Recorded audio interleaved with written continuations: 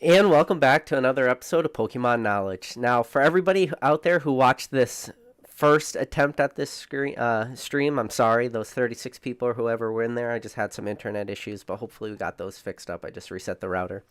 But the topic of this video, so what I was trying to do was, earlier tonight I recorded a video that I'm going to release either tomorrow or Saturday once I'm done processing and doing some edits to it. And I'm going to talk about, like 10 years of this hobby. And I think it's going to be a fun video, and I recommend you guys all watching it. But while I was making that video, I started thinking to myself, 10 years in this hobby. 10 years in this hobby brings you back to the end of Black and White. So end of Black and White, you got Plasma Storm, Plasma Freeze, Plasma Blast, Legendary Treasures, and 10 years ago, we were just thinking about getting into XY base, meaning XY base hadn't even happened yet. So no XY base, no Flash Fire, no Primal Clash, no Phantom Forces. Like those, they were just distant, like in the future. And really, at the time, like people only knew XY base. And it's the same way here we are today at this set that's in the future, right at the end of the month. And then what's 10 years in the future from today going to look like? Are people going to go from 10 years from today, look back on Sword and Shield the same way that people look at the last 4 sets of Black and White? When you think about Black and White and you think about those last sets, and like Plasma Storm really sticks out in your brain of how good of a set that is, having both the Charizard, having the Blastoids. And yeah, I'm just curious, like 10 years from now, how people are going to look back on this hobby. But there's a lot of people investing in Pokemon for that, future 10 years. And people say, okay, like 10 years from now, well, this is the thing I find more often than not. People talk in like two kind of snippets. They say in 5 years and 10 years. Shout out to Professor Oak. If Professor Oak's in the chat, that sneeze was for you. But I hear people talking about investing in 5 and 10 year timelines. For the people in 5 years, they're like, oh yeah, in 5 years I'm going to be around. In 10 years I'm going to be around. And I hope that's the case. I'm going to tell you, I'm super bullish in this hobby, probably more bullish than most people. I think in 10 years from now, if you're picking up product, I think they're all going to do well in 10 years. I can't sit here and lie. No matter how much people tell you I don't like modern, I think a lot of this modern product is a good investment in 10 years from now. I don't have a crystal ball. I cannot say that with all certainty. Can I say that those investments will beat the S&P, and if you diversified your money differently in different funds and all this stuff, are your sealed product investments or single investments or graded cards, are those going to outperform like the stock market?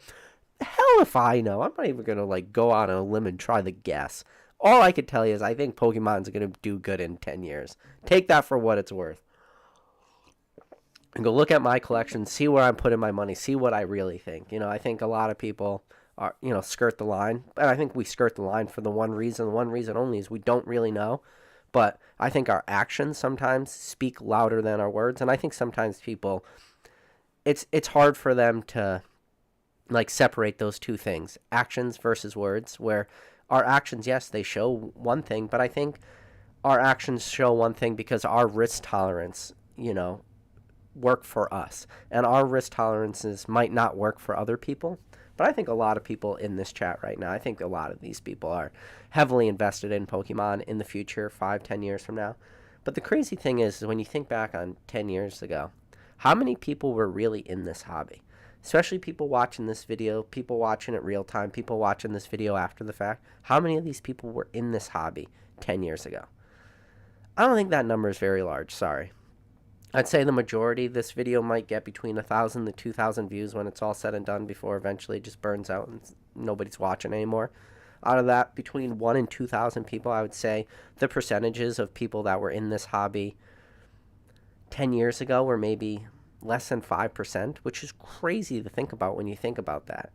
Now, out of those 1 to 2,000 people in 5 years from now, how many people are still in this hobby? And then 10 years from now, how many of those 1 to 2,000 people are still in this hobby? Hopefully a lot. I think this is where the answer is.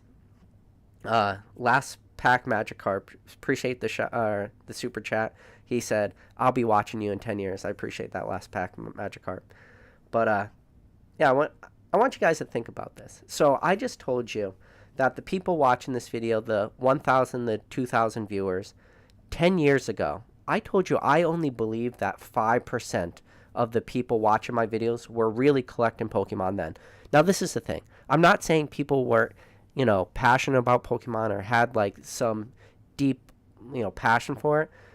But it's all about this generational gap we're going through, where I've talked about this, and I'm not going to like beat this horse to death too much, but people who got into this hobby in 99, 2000, they grew out of Pokemon because it was the age demographic when you got in this hobby.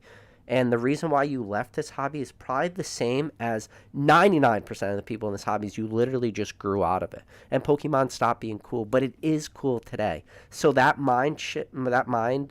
you know, that thought process has changed so drastically. So it's a different market. It's a different type of collector than you were when you were in 5th or 6th grade or 4th grade. It's different. But when I said that I think 5% of the people that were heavily white, if only 5% is around today, this is the difference. For the 1,000 to 2,000 people watching this video, in 5 to 10 years from now, I believe that percentage is not going to be 5% of the people today are going to be around in 10 years.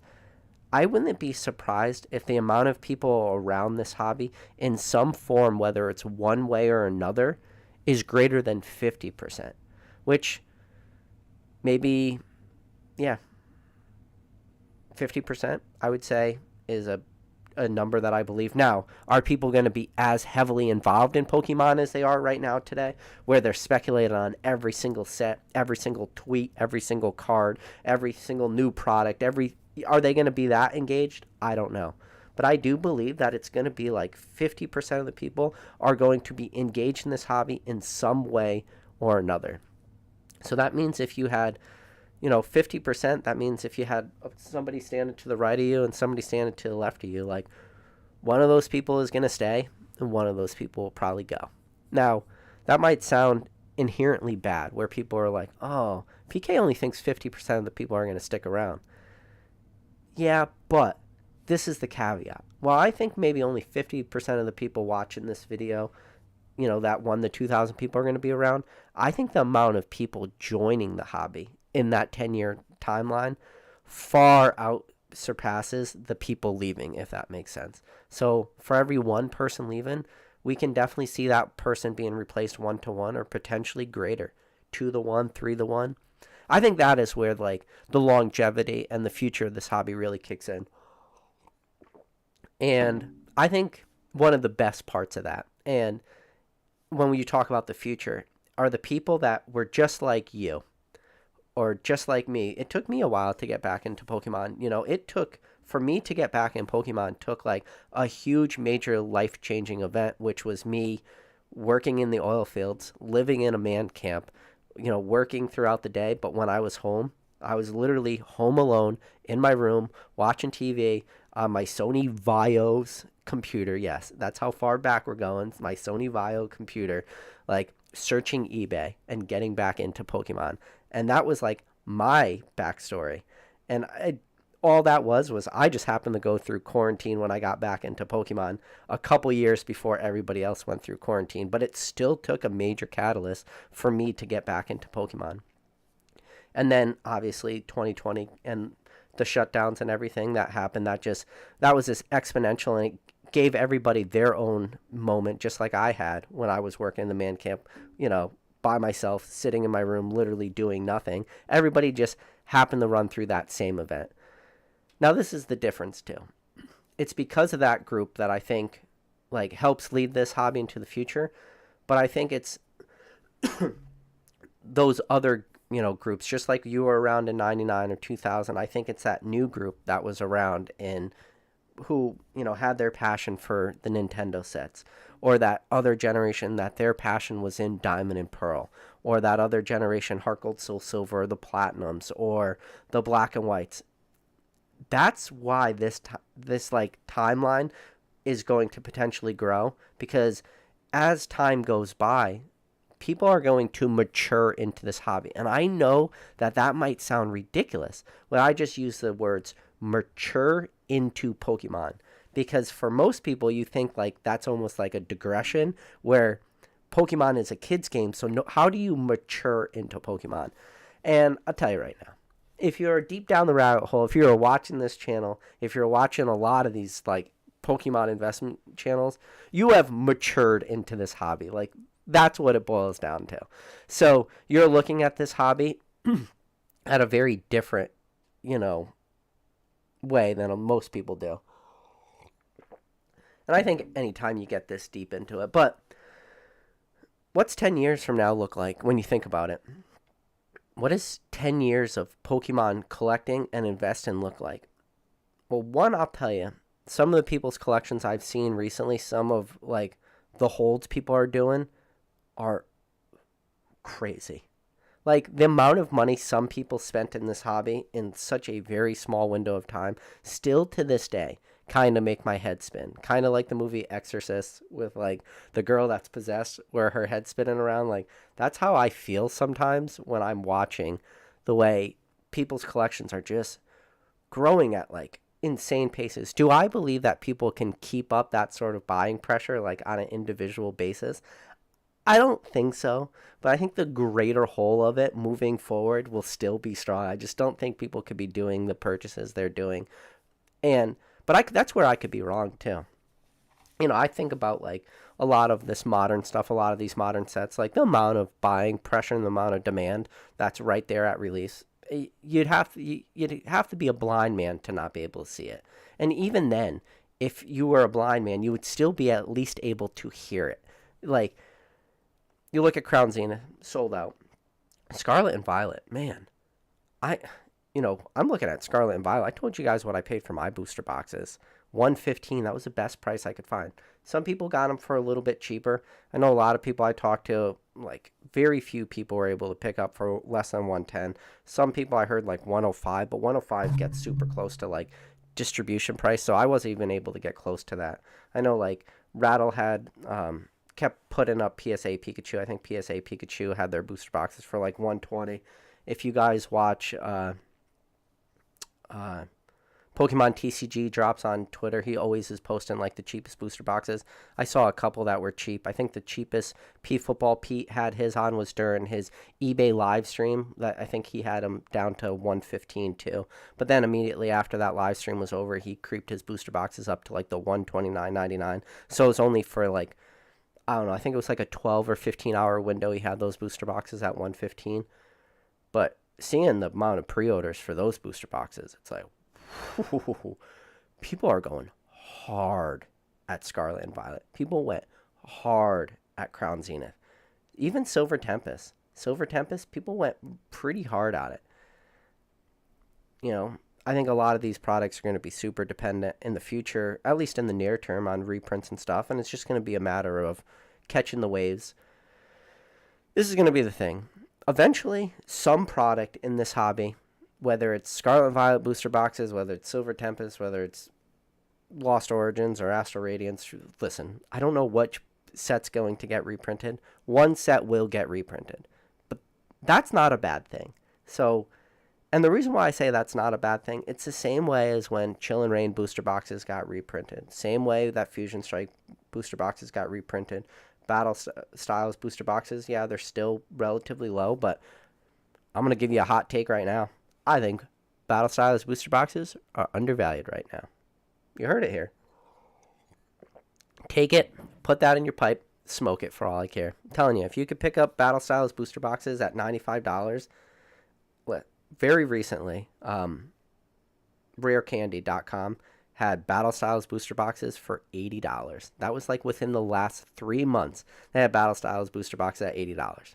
They were a good pickup at $80. I said it on one of my lives. And here we are. They're sitting like right around $95 to $100. So if anybody picked those up at $80, they're like 25% on their money, like instantly. Do I think like Battle Styles is going to outpace Brilliant Stars? Do I think Battle Styles is going to outpace Evolving Skies? Nope.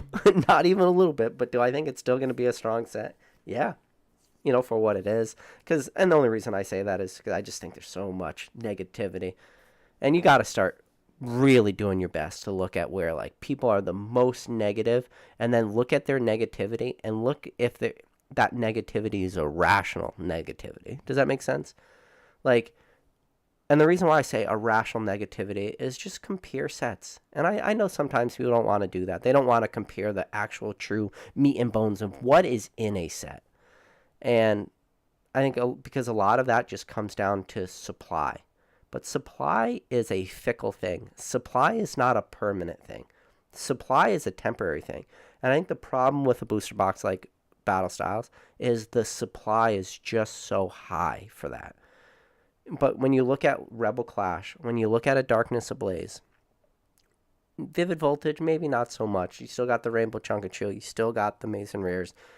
And then, but Brilliant Stars still has, it depends. Where do you fall? Are you a Urshifu fan or not, But then that Sleepy Tea, it still was like the first set to reintroduce alternative arts.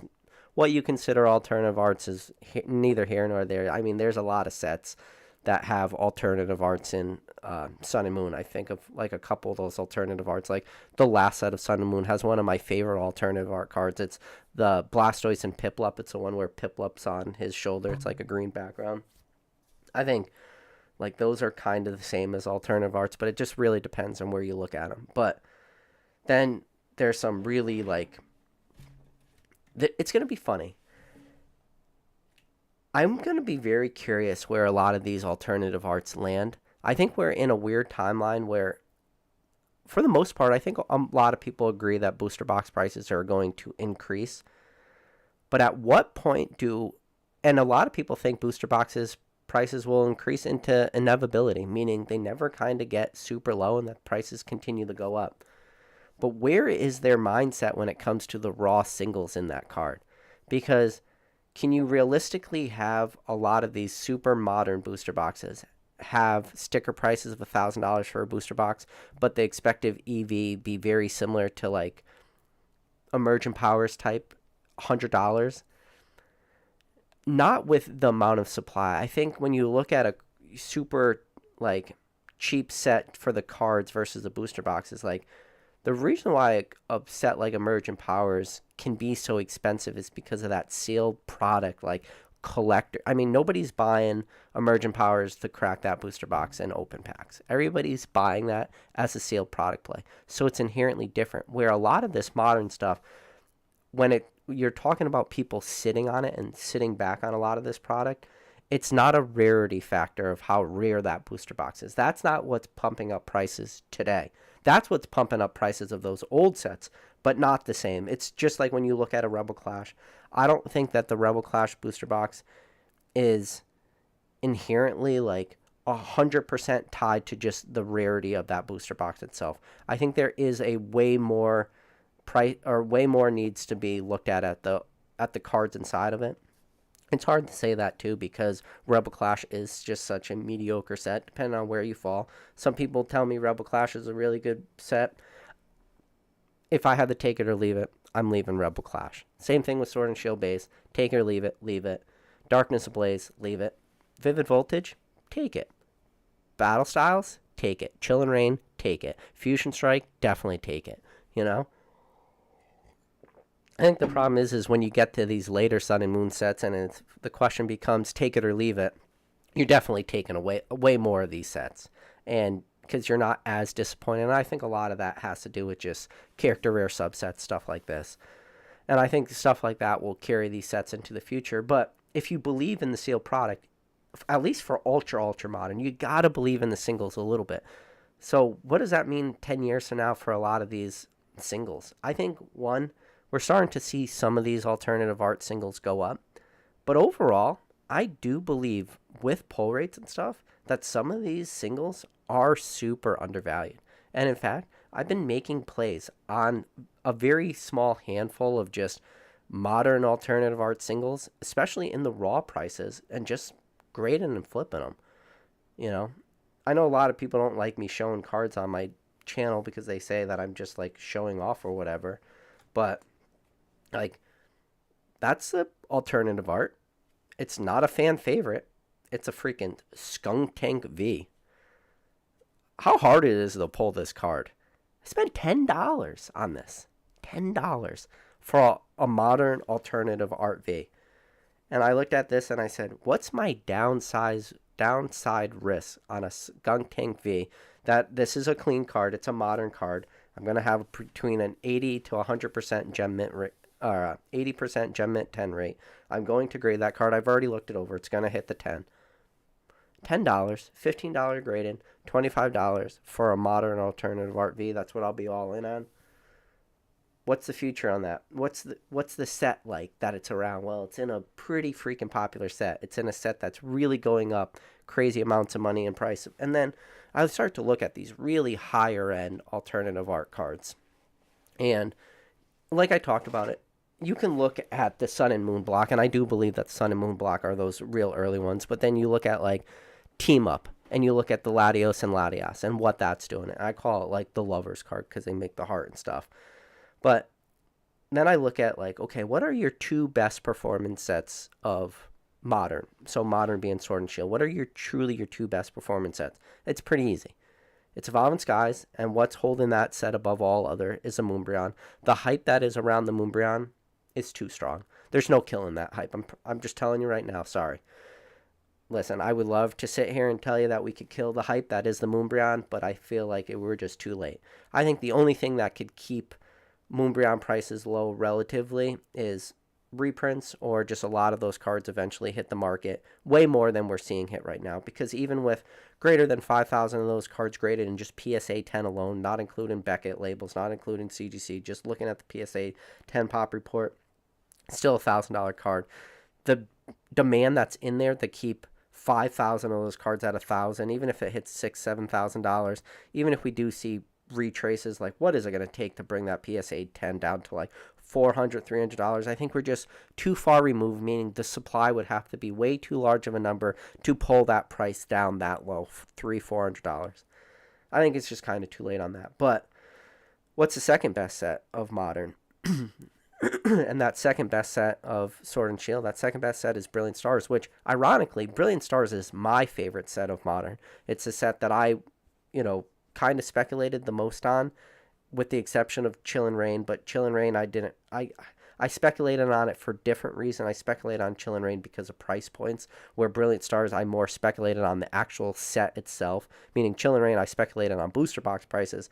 But I'll tell you right now, if Chill and Rain booster boxes didn't creep down to $80, I definitely wouldn't have the positions I have in a set like that.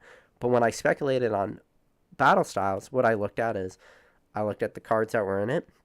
I looked at it being a Charizard set, compared it to what I think of as other Charizard sets, Flashfire, which somebody out there did correct me. I think I totally got the numbers either confused or mixed up, but there's 5 Charizards in Brilliant Stars, so it's not quite Flashfire, because Flashfire has 7 Charizards in it. I think I had my numbers confused, and somebody corrected me in one of my comments. And then I say, well, what's the best card of Brilliant Stars? Well, it's the Charizard Chase, that alternative art V. Awesome card, awesome artwork. If you love good artwork, that's beautiful artwork. Beautiful Charizard. Got the Venusaur in the background. Venusaur looks pissed as all can be. But that is a chase card of, Brilliant Stars. Brilliant Stars is getting close to $200 now. Brilliant Stars comes with this huge caveat right now, because I'm telling you, it's still available on Pokemon Center right now. And the fact that that booster box is available on Pokemon Center and is staying available, I don't know how it happens. I think it went out of stock for a little while on PokemonCenter.com, and then for whatever reason came back up. I don't know if there was like a small reprint of Brilliant Stars that was just 100% funneled through Pokemon Center. I don't know. It's the only thing that kind of makes sense at this point, because nobody else has been able to get booster boxes, but we're still seeing so many of these on Pokemon Center. But on TCG Player, we're seeing prices at like $170, $180, which, whatever, it never makes sense why you could have price disparities that far, because I think you already need to kind of be a little engaged in this hobby even though to buy on TCG Player opposed to a Pokemon Center, but I could be wrong. But anyways, because those booster boxes are available on Pokemon Center, that price will be handcuffed. And I say this about all product. You want any product to go up in the future, you look at like the Charizard UPCs. Everybody says Charizard UPCs are crashing. And I'm going to make it very clear. Charizard UPCs will continue to be cheap until they are no longer available at either MSRP or available at distribution. And that's a product that once it's no longer available, that product will run. It's just currently short term, like a Charizard UPC, their hands are cuffs that the prices can't run away. It's the same thing with Brilliant Stars.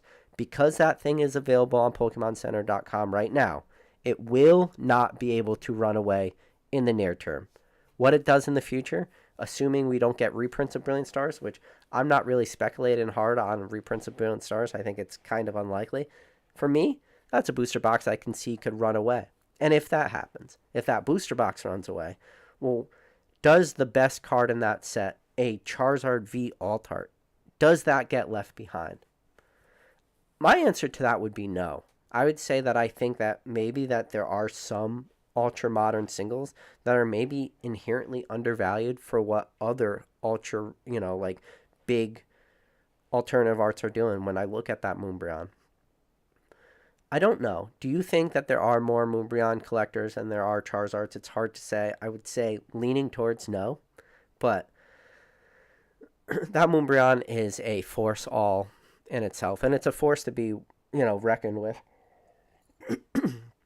And, we are going to eventually get away from reprints. We're just still in the reprint window talk. And we'll probably be in the reprint window talk till middle of this year to potentially going into I wouldn't rule out reprint talk, at least in this hobby. And again, this is talk, not actual definitive reprints, all the way up till September this year easily. I know some people are talking May, June, July, and I think one of the reasons a lot of people are quoting that May timeline is because, again, when P Football Pete was on his eBay Live, he for whatever reason, has a direct line directly to Pokemon, meaning he's cutting out distribution or whatever and talking directly to Pokemon about allocations and stuff. And he mentioned during that live that May potential reprints, or at least more product. What is that going to mean? Hell if I know. What are they reprinting? Hell if I know. I have my speculations. I think Pokemon could do one or two things when it comes to reprint and Sword and Shield if what P Football Pete said with, product getting released in May, if there is merit to that. Pokemon could do one or two things. One, they could reprint the sets that we probably need reprinted, most sets that are still in standard play. Those later sets like Silver Tempest, like Lost Origins, like Astral Radiance, ones that probably need it. Or Pokemon could go for the cash grab, because why they say they could go for the cash grab is because anything that they potentially reprint from Sword and Shield, which we do not know if they're doing that, those prices will be at that old MSRP. That old MSRP is $143 and change, meaning they're not going to be able to get that new $163 MSRP price point that they're going to get for Scarlet and Violet. So if they were going to reprint a bunch of stuff at an old MSRP, what's the best way to do that? You print the stuff that will sell the fastest, will sell the easiest. I don't think they print stuff that they could potentially sit on for a long time, or print stuff that the market doesn't have a strong demand for. They could, but I don't see that. I don't see the reason why. I think if anything, these reprints would be a one and done, last hurrah type thing. So Evolving Skies, I wouldn't rule it off the table. Brilliant Stars, wouldn't rule it off the table. Hidden Fates, wouldn't rule it off the table. A lot of people have just heard Hidden Fates and said there's no way Hidden Fates gets reprinted. Listen, I'm telling you right now, I'm not ruling Hidden Fates off the table. I think it would be stuff that will sell the fastest. And I think that's where we are right now. But now, 10 years from now, do these conversations change in 10 years? No, I don't. I think that's the thing, too, is people don't like the conversation, like the reprint conversation or speculating. That's what this channel's kind of built around. That's what a lot of channels are built around, because we're channels that talk about Pokemon 3 times a week for an hour video. You would only talk about so many things about Pokemon for, an hour at a time before you start speculating on stuff. And that's one of the things I've said more than anything else. And if you guys watch my channel, you're going to hear me say a lot of the same things over and over again. But one of the things I say is, being a relatively small channel, we have the liberty and the privilege to speculate. As you get to like a super large channel, you kind of sadly maybe lose that liberty a little bit to speculate, because then you're not going to have people who are going to want to sit down for an hour and like hear why something's going to happen. But I think it's not an inherently bad thing. I just, either you enjoy it or you don't. I enjoy it. A lot of people enjoy it. And I think the reason why I said this in my most recent live is the reason why I think a lot of people enjoy it is because they're invested.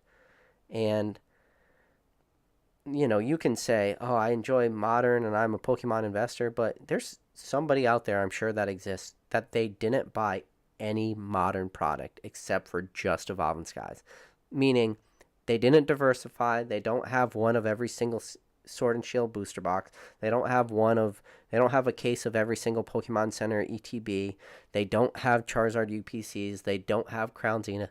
All they did was put 100% of their money in Evolving Skies and literally didn't put a penny in anything else. And statistically speaking, that person made out better than every other person in this hobby when you talk about strictly sealed product plays. Or that person who said, I'm only buying every single Precious Collection box that I can buy. You know, like I did the stamp boxes, because I knew that Pikachu and Cramorant promos inside, I knew that those were going to be like super successful in the future, and I knew that people were going to want to get them. But I just literally at one point kind of ran out of money, and like I told you, like kind of put like a lot of financial strain on it, like just me in general trying to pick up a lot of those boxes, and ended up playing out very well. It was a super speculative play. A lot of people probably doing that for some of these products. Now, I think the problem is a lot of people don't do that, no matter how good a certain set is, or no matter how good the chase cards are. It's because it goes back to that old adage, you never put all your eggs in one basket. Because once you put all your eggs in one basket, you drop that basket, and then you break all your eggs at once. So what people do is they spread those eggs out through multiple baskets. So if they drop one, it's not the end of the world. And I think it's the same way with modern Pokemon, is most people spread out their investments throughout multiple different products just for that one reason. And I think a lot of that is just understanding. Sorry, I just real quickly looked down, and Chris Texas says PK keeps great eye contact. And now I just can't keep eye contact anymore after Chris said that. Appreciate you, Chris. But yeah, Aaron Scott just said, I love reprints, but I never invested in Pokemon. The struggle to keep sealed is real. Yeah. This is the thing too. It's, you got to understand, like, one, this is where this hobby is a little bit different, and that's why it's in the title of this video. It's Pokemon investing and collecting. And I said this before, and I'll say it again. I'll probably continue to say it, and I don't see a reason for me to stop saying it. Is I do personally believe that if you are going to be hyper successful at this hobby, meaning at the highest level, one, you need to have, above all other things, a crazy amount of passion for this hobby, meaning you truly love this hobby. Because I think there's probably better avenues for a lot of people's money than Pokemon if you are not truly passionate, if you are not willing to go down the rabbit holes and start to like overanalyze everything. And I know a lot of people, you know, almost talk poorly about that, is that we overanalyze everything almost to a fault. But I think it's good to just keep that moving. So Fresh Taz says 10 years, people will still be waiting for that Evolving Skies reprint. Yeah, I appreciate it. I like that comment. Loco Los Collection says, hey PK, hope all is well. Sent you a DM on the Rattle Discord. All right, I'll try to check that out. I don't usually check my Discord PMs. If you reach out to me on Instagram, it's the best way, but I'll look after this live. Mick Nick says, 10 years from now, I'll be watching the Pokemon movies and playing the games as long as they keep them coming. I think that's the thing, too, about Pokemon is we get super involved sometimes just in the TCG or the trading card or the investing and collecting of this hobby. But the IP that is Pokemon is freaking massive. There's no stopping the IP of Pokemon. And in 10 years from now, there will be new games, there will be more movies, there will be new TV shows, and there will be just things that constantly, like, compound upon each other. I do hope and pray that someday Pokemon does recognize like that there maybe is a little bit more of an older demographic than to Pokemon. So I hope they at some point in the future could very, very carefully like navigate that imaginary line of maybe putting out a little bit more adult friendly content, but not putting it out so adult friendly that it now pushes away the kids. That is going to be a very hard thing for Pokemon to do. And I'll be interested to see how that plays out over the next 10 years because they are a multi-billion-dollar franchise. They are the largest IP in history.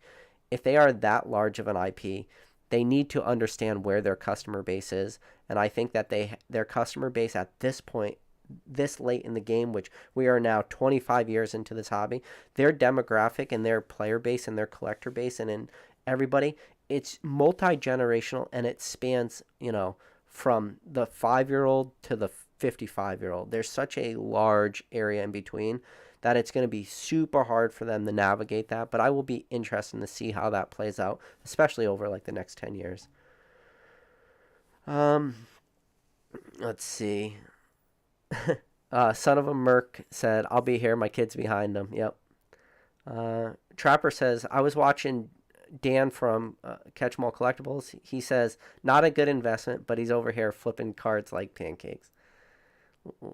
Listen, sometimes you got to be careful with how Dan uses his words.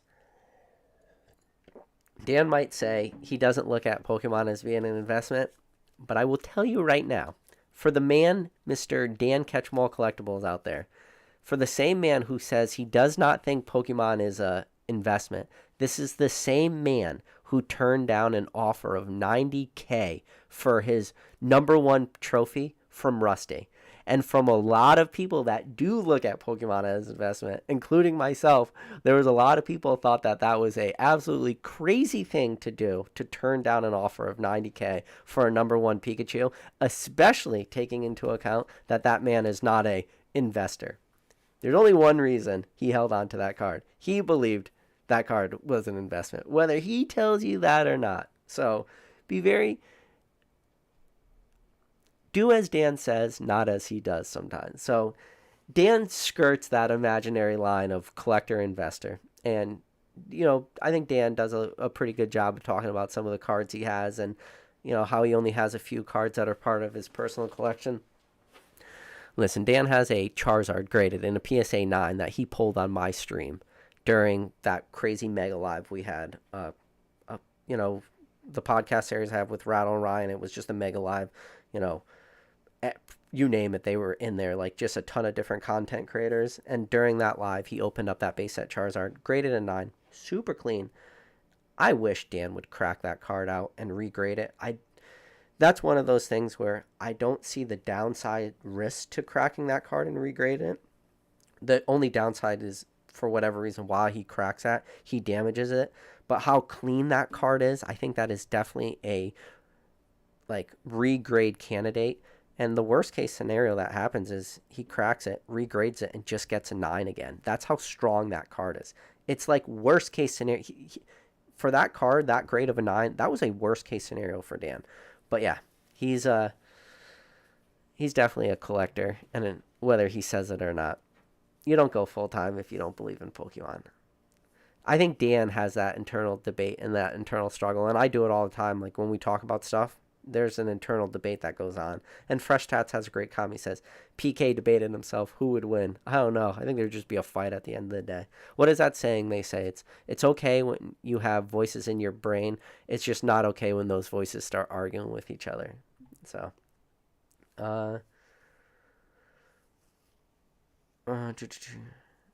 so Dan Zard TCG says, was the chat in the hobby 10 years ago? He was rewatching the anime 10 years ago. 10 years ago, I was already out of college by that point. Jeez, I feel old at this point, man.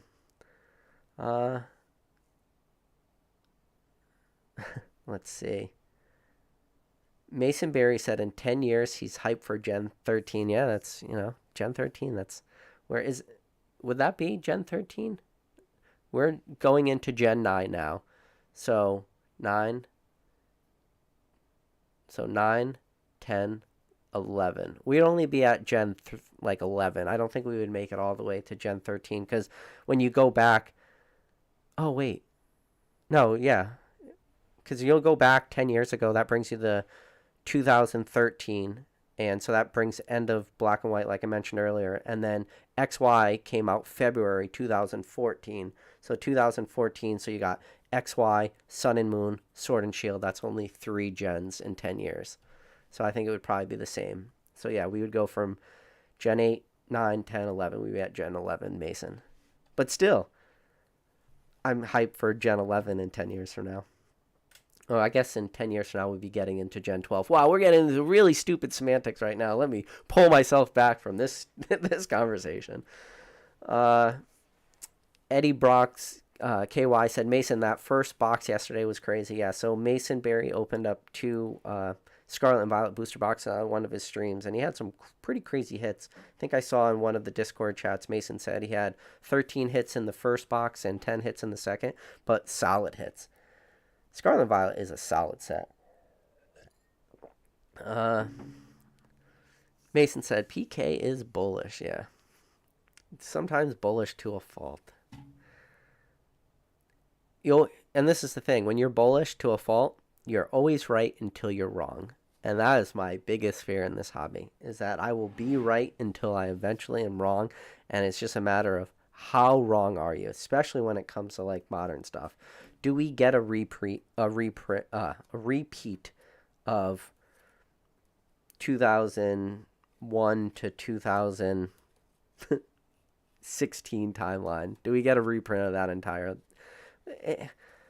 This is the thing too. When you talk about 2001 to 2016, and you start to really get into the semantics, and you talk about like 2016 and 2015, and even booster boxes then are still like relatively expensive for certain sets, but relative is subjective, you know, like it's just, yeah, I'm not going to do it right now.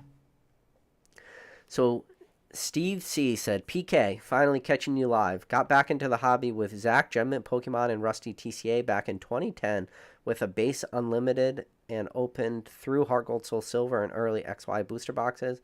Consigning with Rusty. Steve, that's pretty awesome, man. So when did you said early XY? So we talking like first 4 sets XY. So XY base, Flashfire, Primal Clash, and Phantom Forces, or you were even in a little bit later. But still, if you were opening like Heart Gold, Soul Silver and stuff, man, that's pretty sweet. You probably got a pretty nice collection. I feel like Heart Gold, Soul Silver, all Heart Gold, Soul Silver cards are more or less like, I don't know. They don't get as much appreciation as they deserve, you know, especially Undaunted. You know, a lot of good primes in there. Undaunted, especially like Level X's, Level X Raichu. Yes, I said it. But even Heart Gold, Soul Silver base. And then, I'm sorry, Undaunted doesn't have the Raichu. Triumphant has a Raichu. Oops. But yeah, Triumphant Raichu. But yeah, and then the problem with like legend cards too is when you look at some of these legend cards, especially in like light play condition, legend cards are worth like almost nothing in relative to pack prices, and that being one of the pulls of the booster boxes and stuff. You know, you get like 2 top and bottom cards for $40, especially if you want to start going Japanese route. You want to start picking up these Japanese legend cards. It's relatively cheap now for near mint condition cards, where I said that $20 to $30 is for a light play in English, but when you start looking at Japanese, it's like, man, for what Heart Gold, Soul Silver is, those are undervalued. Even Heart Gold, Soul Silver base with like the Lugia and the Ho-Ho with those legend cards, it's like, I think they're undervalued, but the problem was, I thought they were undervalued 5 years ago too, and what have they really done in the last 5 years? Even with this crazy height and peaks of Pokemon, like, they still haven't done enough. So, Brent says, appreciate your knowledge and lives as of late. Great content, my guy. Appreciate you, Brent. Fresh Tat says, true, Evolution's got him back in, but Leonhardt was hating on Evolutions. Is that what you meant by that? Or Leon, like Leon the gym leader? Basic trainer. Basic trainer. Big MetaZoo guy. People forget that now. Basic caster, they call him. He says, hot take. After PK's hot take and shilling battle styles, by July, battle styles booster boxes will be $300. You heard it here first. Listen, Basic trainer has been trying to get me to shill MetaZoo for years now, and it's not working out, Basic. So, I'll let you guys in on a little secret. Like, sometimes there's like this back and forth between me and Basic, but me and Basic are literally in Instagram DMs together. We're like, how can we like build upon this? you know? So it's all fun and game, guys. I know sometimes I'll say stuff and people will like overly take it as critical, but trust me, there's some people in this hobby that are just truly, truly my good friends, and Basic Trainer is definitely one of those guys. But I don't know if Ivy's out there. But shout out to Ivy, Queen MetaZoo. I think she got top 16 in the last MetaZoo tournament, which I am not a MetaZoo fan at all. But the fact that she got top 16 is pretty awesome. It really just shows you what like hard work, dedication in any hobby or any TCG, hard work, dedication pays off. And listening to one of Basic Trainer's lives, it looks like she really had an opportunity to be in the top 8 too. So, and then the person she lost to ended up winning the tournament. So if she didn't lose in the top 16, it's a potential, like, maybe she could have been the winner. And if that's the case, more power to her, man. Yeah, so special shout out to Ivy for that. Nick says, I can feel PK mentioning how he walked through the valley of the $79.95 Chillin' Rain booster boxes and he fears no evil. Listen, I didn't mention that this live, but now I did. Thank you for that. People hate when I mention that because it was such a good take. Maybe that will just be the title of every video. Speaking of hot takes, fun times. So here we are. 1 week from tomorrow is the weekly podcast with myself, Cool Trainer Ryan, and Mr. Rattle Pokemon. So I know a lot of you guys look forward to that. So mark that on your calendar. What is that day? What is next Friday? I don't know. I don't know how to pull my calendar. So next Friday is the 24th. Took long enough. Yeah, so make sure you guys put it on your calendar. 24th. Rattle does his premiere, then Ryan does his Friday night pregame, so it'll probably be right after one of their lives or videos, pre-recorded videos. Eddie Brock says Rattle is saving the moon bunnies for everybody else in Canada. We're gonna talk about Rattle going after his Moonbryon hunt again. I feel bad for Rattle at this point. Listen, there's nobody I'm rooting for more to pull a card than I am right now for Rattle pulling that Moonbryon. My man deserves that Moonbryon. And listen, I've already sent the offer out to Rattle. I said, Rattle, if you want me to make you a pack that has a Moonbryon in it, you let me know. But Rattle, he's dead set on pulling that card himself, which if he does that, will be awesome. And I think there will be, I mean, I went to his last live. I think there was like 600 or 700 people tuned in real time just watching my man try to pull that Moonbryon. And when he pulls that Moonbryon, I think the entire hobby as a whole will have a big sigh of relief for him. But I know he has one more live. I think he had 500 packs that he just got, and then he opened 200 on his most recent live, so that's about 300 left. It's crazy. I hope you pull that Rattle, man. And not only do I hope he pulls it, then I hope he sends it to Beckett, and I hope he gets a Beckett Black Label, and I hope when he gets that Beckett Black Label returned back to him, he cracks that baby on a live stream. Because you want to get views in the YouTube world, there's no way better to get views than to crack a Beckett Black Label Moonbryon on a live stream. It'll be a lot. First of all, it'll be a crazy thing to do, but people will talk about that forever. So Matt said, Latias and Latios, brother and sister. Yes, but I still call it the lover's card because of the heart. But good point, brother and sister. Michael Duck says, 3 stars, agree with you, PK. These $10 alt arts are way undervalued as far as sealed, which sets are the most fun to open. These are the best long-term investments. So are you saying which sets are the most fun to open, question mark? For me, best sets to open are any sets that have really good like trainer subsets. Brilliant Stars is one of them. Brilliant Stars, if you like pulling Charizards, fun set to open. But Lost Origin, real fun set. believe it or not, a set that really gets passed on a lot, and I've mentioned it now and a few times, is Fusion Strike. Fusion Strike is inherently a really good set. I know Ryan makes a joke and he calls it best set ever created, everybody's favorite set, never will be beat. Million people polled, all 1 million people said Fusion Strike was the best set. But Fusion Strike is a decent set. But yeah, I think it's just those sets that have that really strong character subset to it. Honestly, Silver Tempest isn't bad, but it's not great. But yeah, probably Brilliant Stars is the most fun set to open, in my opinion. One of the least fun sets to open is definitely Evolving Cries or Chill and Pain. And there's a reason why you call it Evolving Cries and Chill and Pain. Those set, when you look at Chill and Rain on paper, when you just break down the set and you look at cards, look at values of cards, and look at cards selling between like $20 and $40, $20 and $50, 50 and up, you go, holy shit, Chill and Rain is a monster of a set. But then in reality, when you actually start opening Chill and Rain, then you get hit with that hard dose of a reality check and go, oh yeah, that's right. This set is just impossible to open up. And even Brilliant Stars, or not Brilliant Stars, Battle Styles, it was a very miserable set, especially on those really early waves. Battle Styles was not a fun set to open. I think that's one of the reasons that's keeping Battle Styles prices down. So Mr. Walrus says, why does nobody hype Sword and Shield base? Set is slept on sealed and way more organic growth than Evolving Skies. I think Sword and Shield is kind of a stinker set, especially even if you break it down, just looking at like VMAXs and stuff. What do you got? Like the Snorlax? Snorlax is like meh. Zacian, Zamazenta.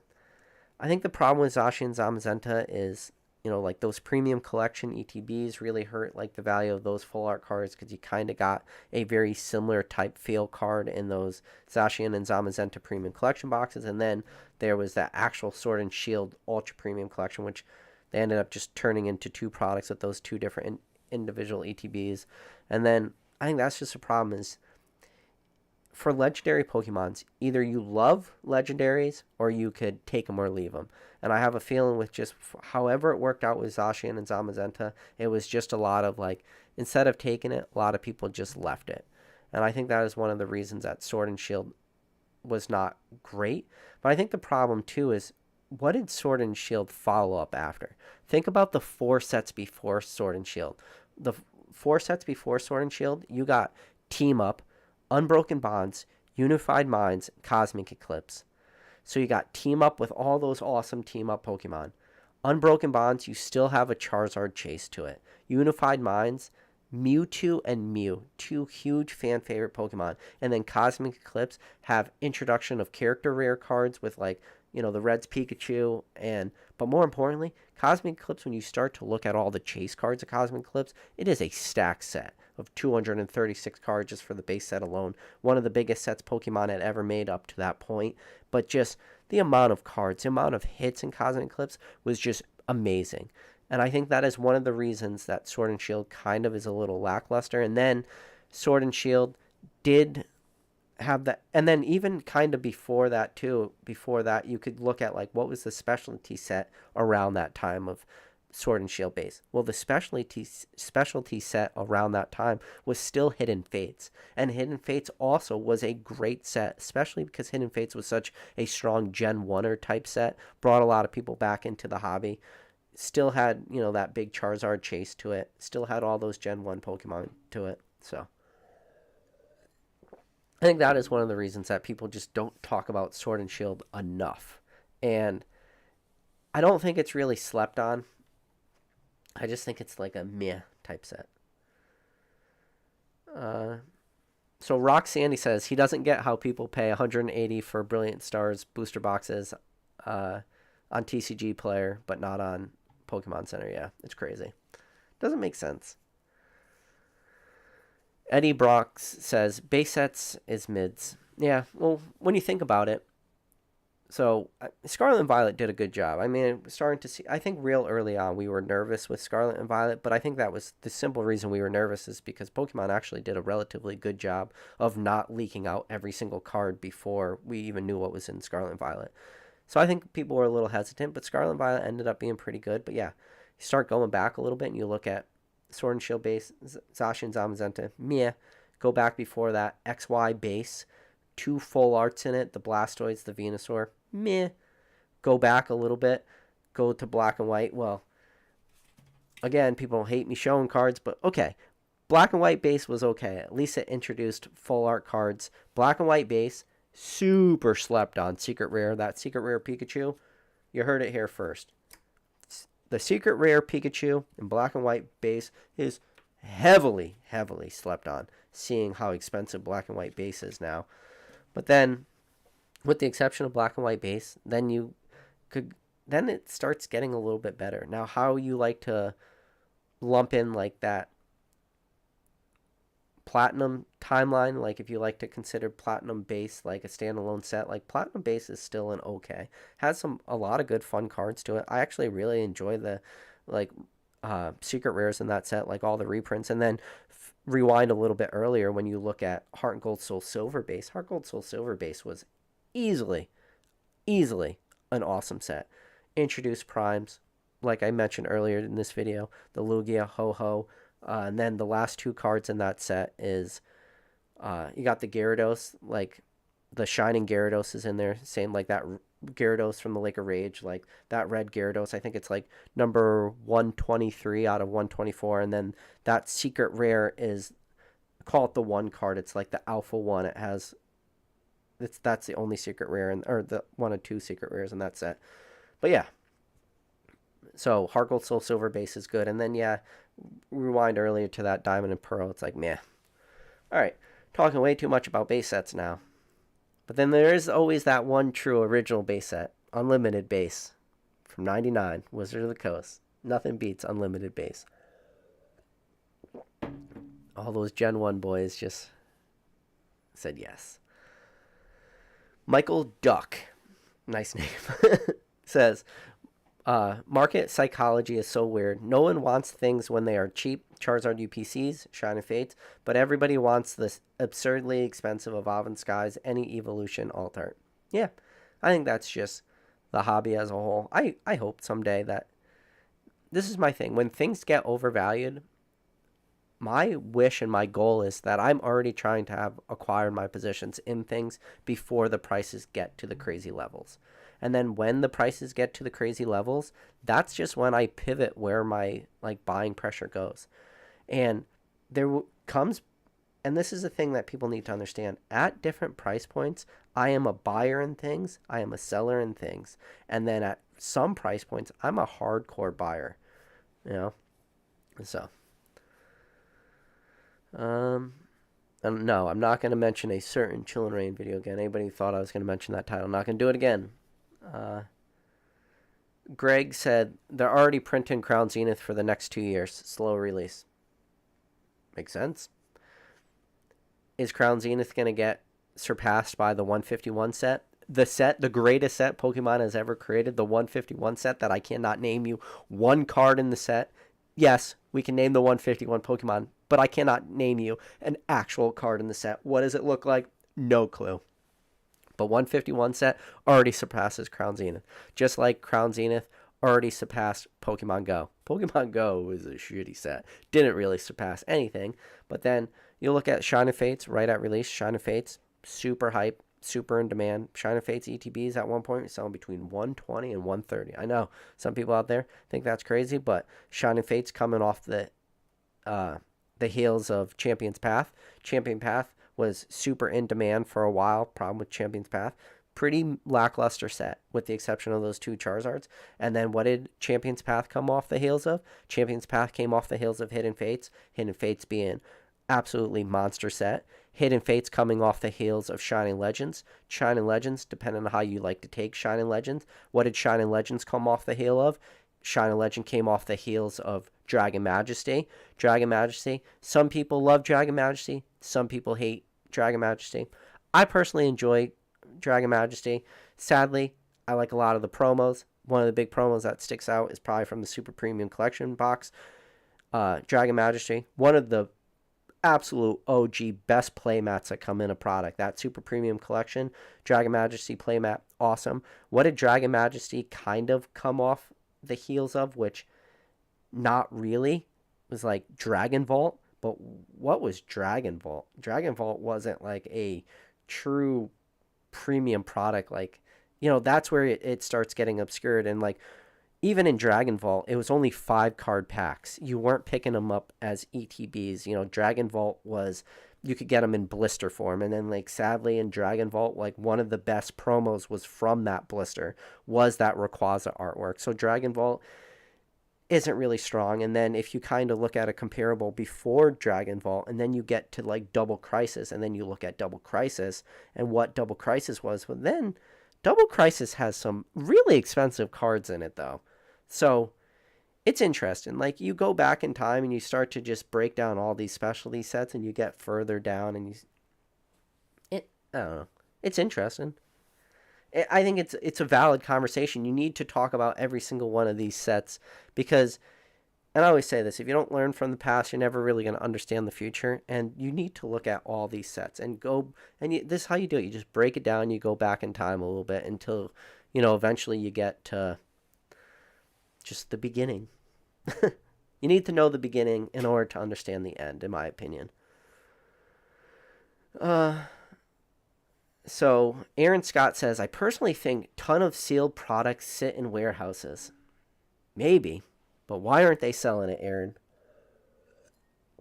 Because I feel like if they weren't selling where, like shout out to Cool Trainer Ryan, I think 10 years ago or 5 years ago, Cool Trainer Ryan was very, very much like the outlier in this hobby with type of positions he's acquiring and stuff like this. But now, fast forward today, I think there is a lot more people with that Cool Trainer Ryan mindset of just acquiring a ton of product for that future gain. And when he was doing it, some of those products were kind of stretches, man, but he ended up doing really well on a lot of them. Especially like, really, when I think about the products that Cool Trainer Ryan did really, really well on because of the prices he paid, when I look at like some of these really like unwanted black and white collection boxes.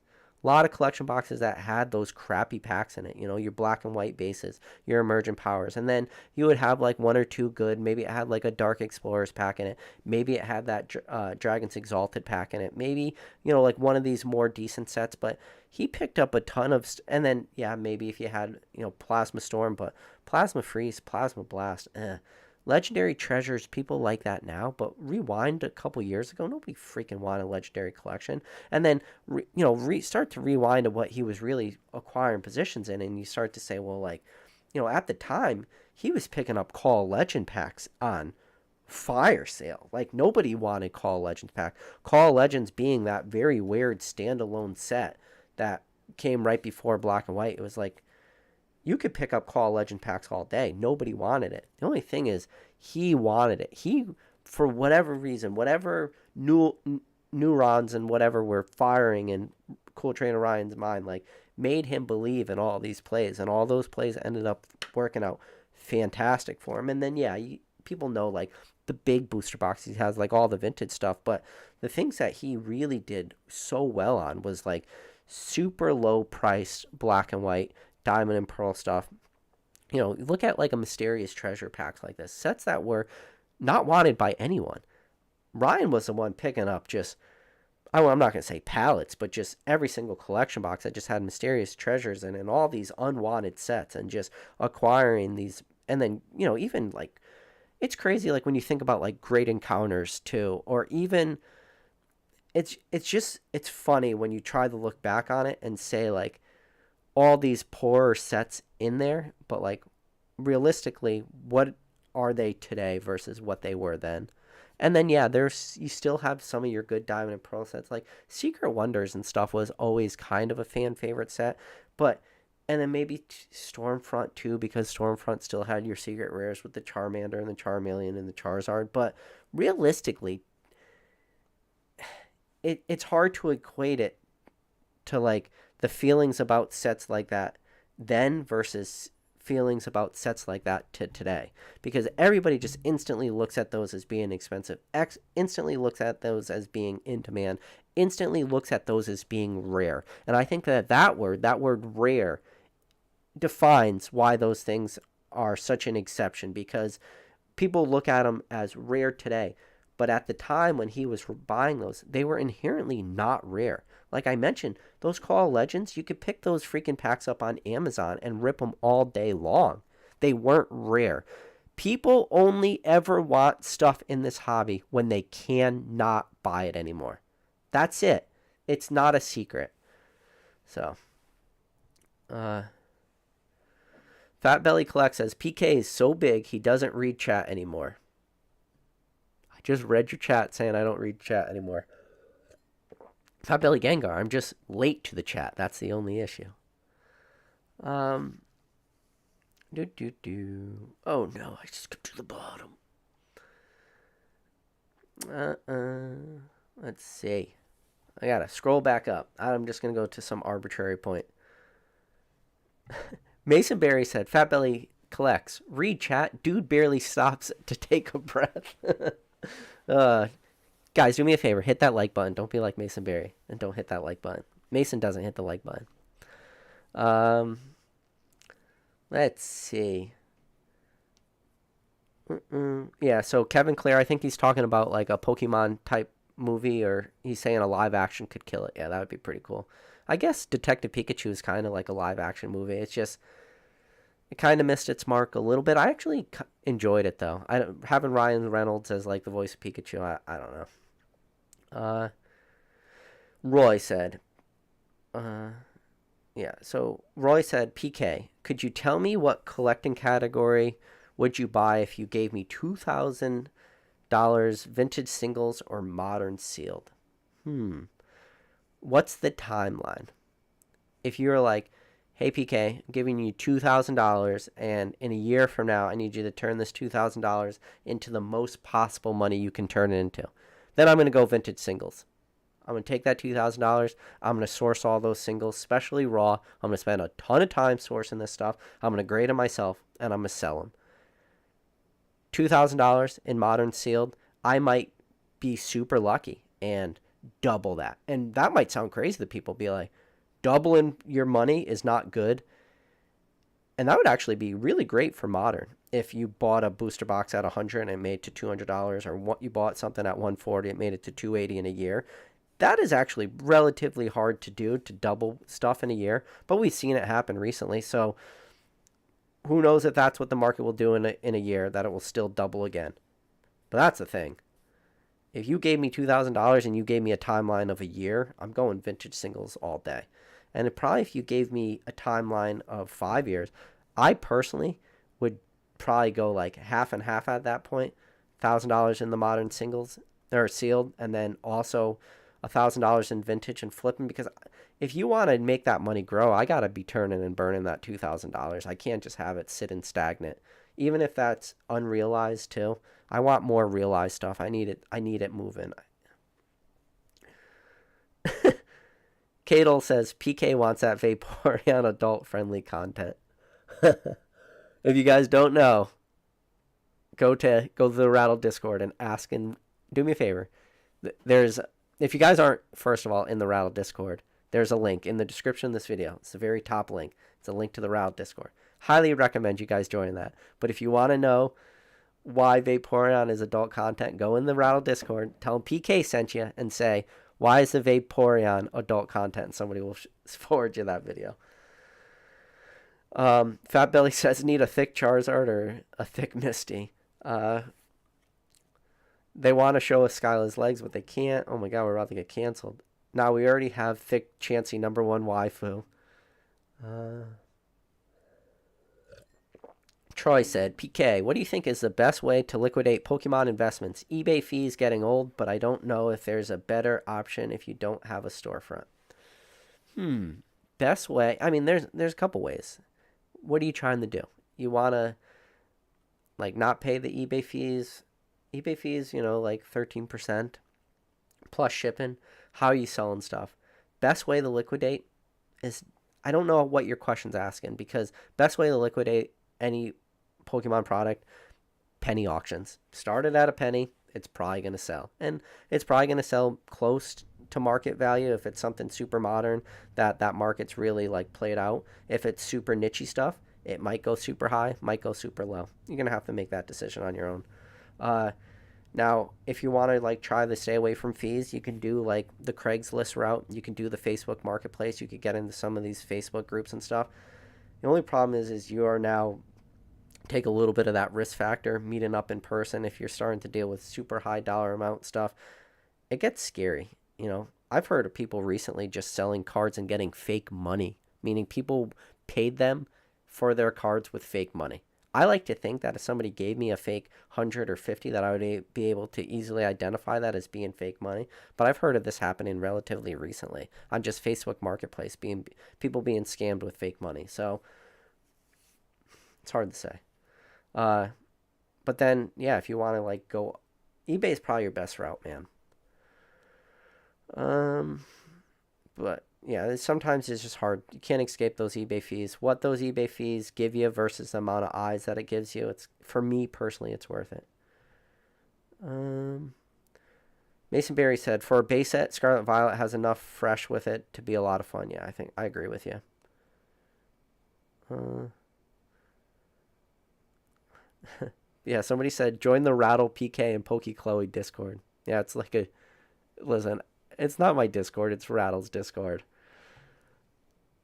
Rattle like put my name on there one day, and then it just kind of stuck. But yeah, Pokey Chloe is now part of the Discord too. So I wouldn't call it a joint Discord, at least with me. Maybe Chloe, yes. Rattle is just kind of trolling me with my name on it, but I do appreciate that he put my name up there. Uh, Rav Deep said, "Can we get a PK versus basic MetaZoo live?" Trapper says, "PK has his own Discord question mark?" No. If anything, the closest thing I have to a Discord is Rattles, because that's the Discord, or one of the two Discords that I hang out in the most. Uh, People are saying, why do people always want to see like people release their tax info? I think that's funny. It's like, release your tax info, and I'm like, show your face, and they're like, I'm not showing my face, but give me your social security number. It's like, okay, bro. And I always found that very funny in this hobby, that people are really interested in other people's taxes, but they don't show their face, and they're like, weird. There's some weird people out there. Uh, Mason said Lost Origins is actually a goated set. Yeah. Eddie said Lost Origins $300 in 2 years. Calling it. Yeah. So Film Flams, what a name. He says, I really like Chillin' Rain. I had great luck pulling alt arts when it first released. Hey man, good for you. Jay said, what's up, PK? What up, Jay? Mason Berry said, no reprint? Question mark? 100%. Yeah. I think I do that sometimes. I'll like throw out arbitrary percentages. And what's that thing? It's like 69% of all percentages are made up. See what I did there?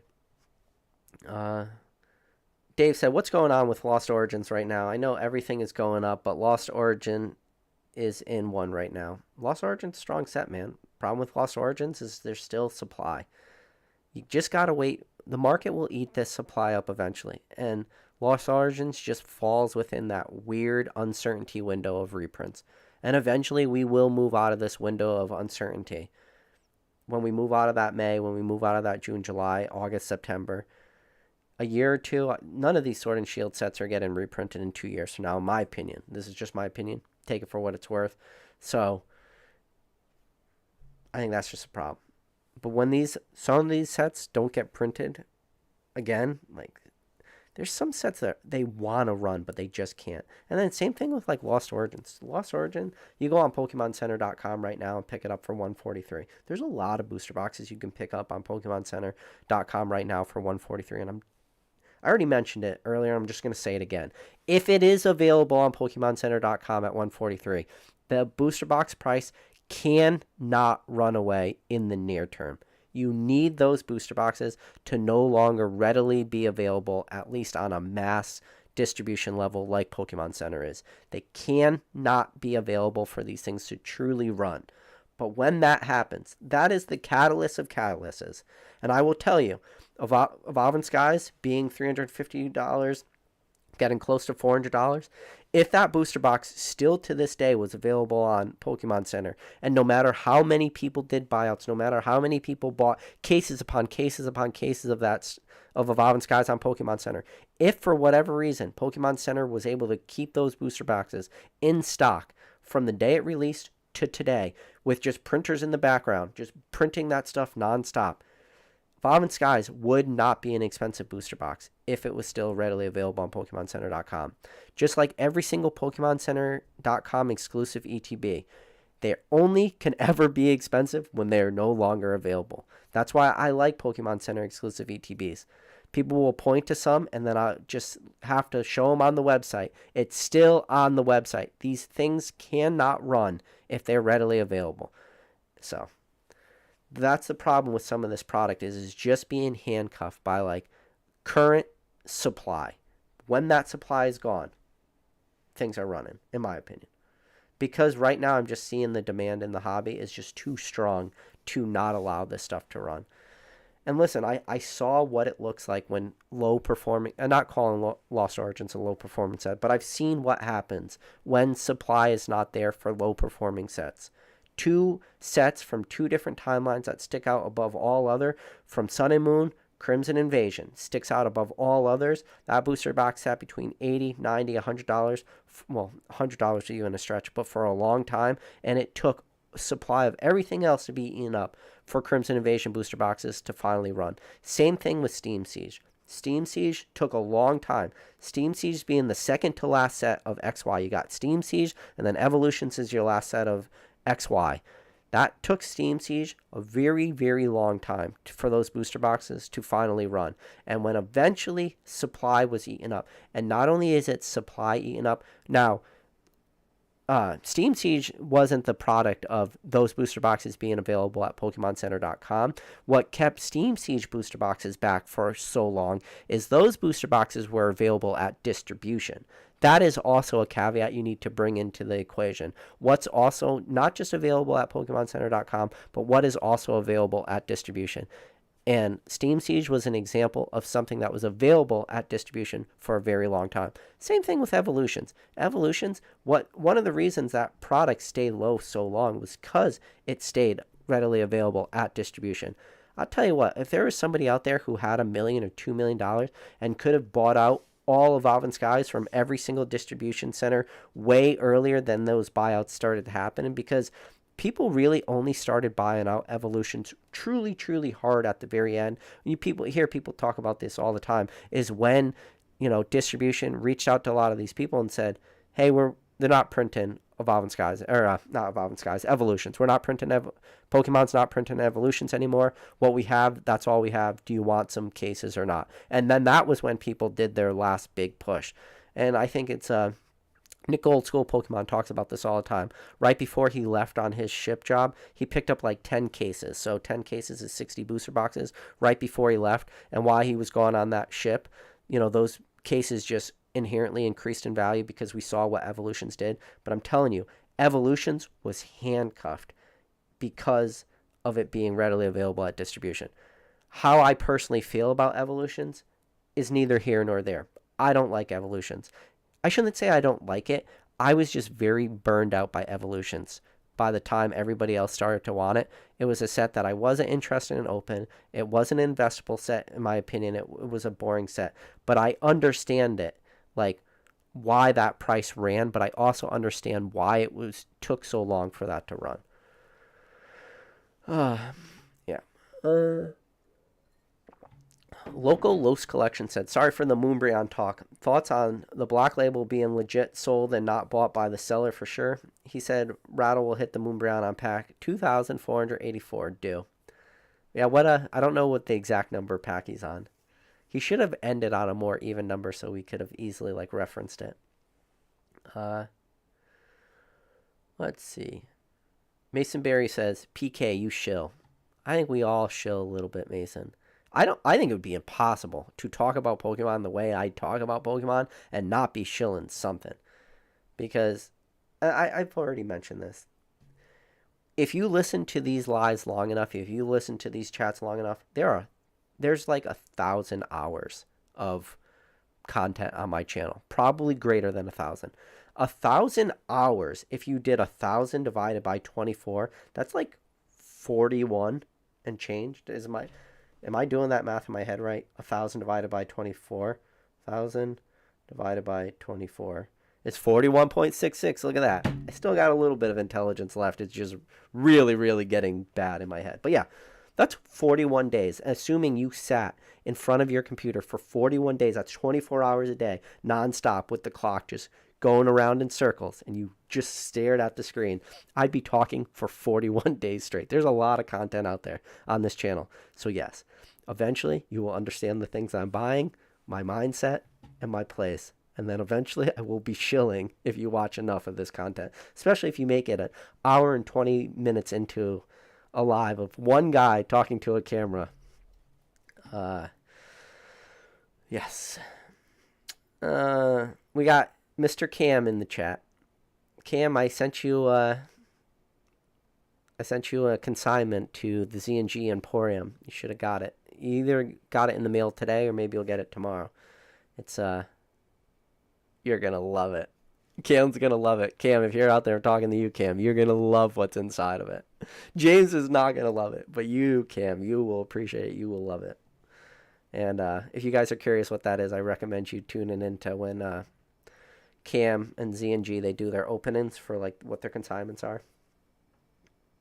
I got a big smile on my face. If Z&G, if James made it to this point in the live, he's like, oh boy, PK, what have you done to me? Fresh Tat says CTR isn't good like collectibles guru. What a comment.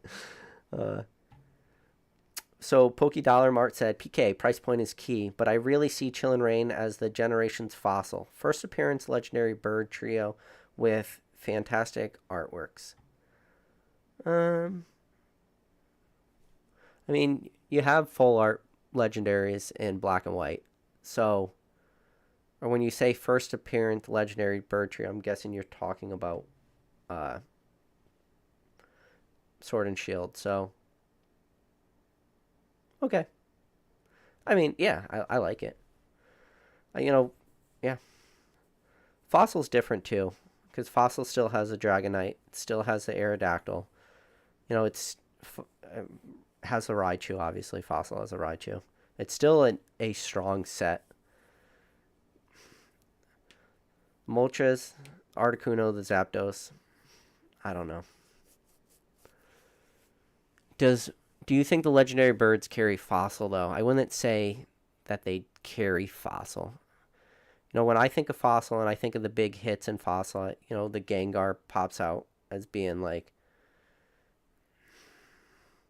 It's an interesting take. I like that, though. I think the problem with Fossil, and it's because, Zapdos being number 16 in base set. If the Zapdos wasn't in base set, and it wasn't number 16, and if we saw the first ever Holo Zapdos in Fossil, I think that would have made a big difference. I think, yes, the Moltres being the first time we saw that, the Articuno being the first time we saw it in Fossil, definitely helped. Two fantastic artworks for him. But I think it's that reason that the Zapdos just was already printed in base set that it pulls down Fossil. But I like that. I mean, I like the thought process behind it. I like the way you're able to put those together. Like, yeah, I like it. It gets you thinking. I like comments that make me think, Let's see. Scrolling down. Tommy Fogel said, PK, what's your thoughts on current vintage booster pack prices that's in most cases parallel to the set's top hits in PSA 9s with those prices? Will those prices hold in your opinion? No.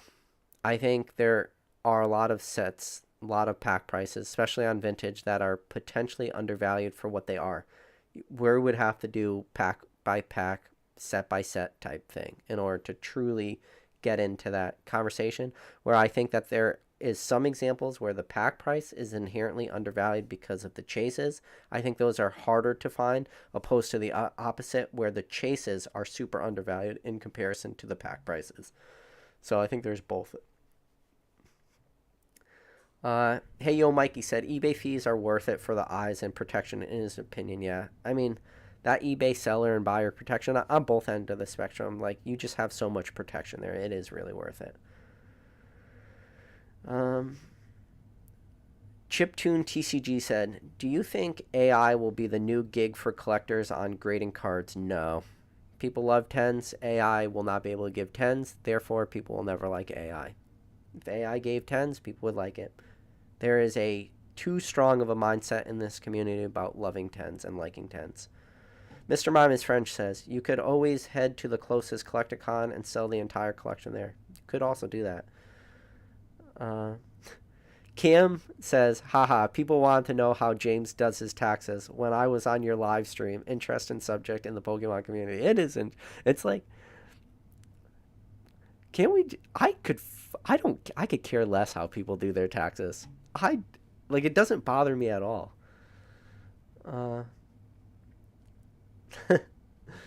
Cadle, or hold on. I like Cadle's comment, but Andy says a lot of graded slabs fit sideways. Fireproof ammo can tested in real warehouse fires. Yeah, I think the only thing is some of those you got to just check how.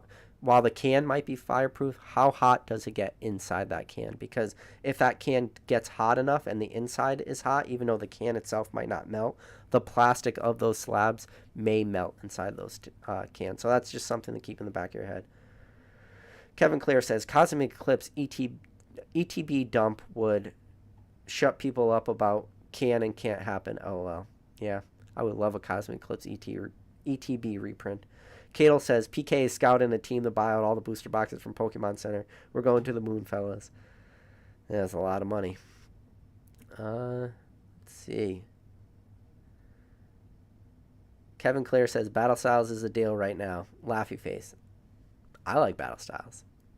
Less than $100. I like it. Which set is worse, Steam Siege or Battle Styles? Steam Siege. Battle Styles is way better. I like Battle Styles. Let's see. Evolutions and celebrations are very similar in his opinion. Yes and no. Evolutions, bigger set. Celebrations, smaller set. Celebrations, reprint. Evolutions, reprint. Celebrations, different generations. Evolutions, pretty much just Gen 1 base set.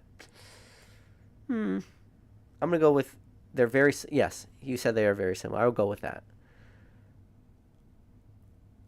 Cadle says Rattle should have entered on a flat 10,000 packs so it would have been easy to remember. Oh man, 10,000 packs of Mountain Skies. That would be brutal. Mason Berry said this generation's fossil ? Yikes. Yeah, that was a hot take, but I like it. Son of Merc says Kabutops. Yeah, Kabutops is one of my favorite.